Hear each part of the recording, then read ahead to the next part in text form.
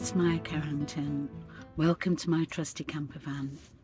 That's the Seaton Marshlands over there. Now, I've been pondering about perception and how much my perception affects how I see life, and presumably it's the same for others. I had a significant shift in my perception of life in December 2020 during the first winter of lockdown.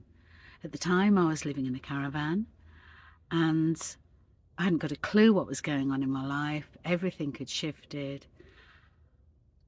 However, I just went with the flow. Now, I'd spent much of my life as a seeker, always feeling there was something a little bit missing in my life and I didn't know what it was. I did everything that was expected of me, everything I'd been conditioned to do, and it all felt a little bit flat. And then I decided that I would explore the spiritual aspects of life. So in my mind, I was a human looking for that spiritual experience. So that was an interesting journey, and one day I decided to meditate. Everybody had been nagging at me to meditate, so I did. The first time I meditated, I came to a place and reached a spot I've never ever reached before, and it felt like home. It was absolutely exquisite. So I decided to follow that route. I did it in an extreme way, in as much that I spent 6 months up a mountain meditating and ultimately became a modern day monk and a meditation teacher.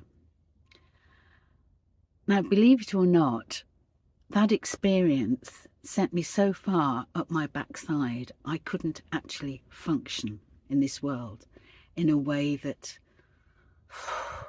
nourished me. It just didn't feel right. I couldn't work out what it was.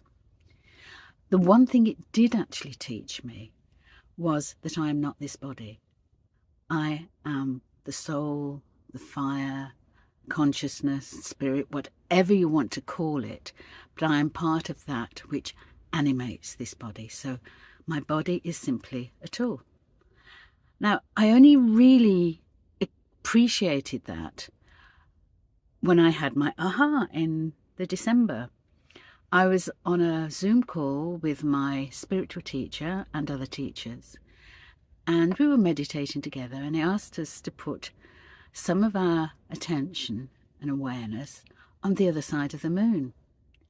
And at that point, something in me snapped. I felt cold. I threw my scarf around my neck because I was feeling cold and confused. Knocked my cup of tea over my laptop, completely wiping out my laptop, and basically brought everything to a halt. And it was then that I had this realization that I don't give a damn what it's like on the other side of the moon. I may be able to explore that when I'm no longer in this body and my soul is drifting around or doing whatever it does. I've no idea what that is. But what I know is right now I have this human body, which is my vehicle for the journey of being human. And it's actually really exciting because the body is amazing. I mean, where else could you go to taste chocolate, smell roses, walk on the grass and the beauty, absolute beauty of this planet, and smell the roses and all these amazing things that our senses allow us to do.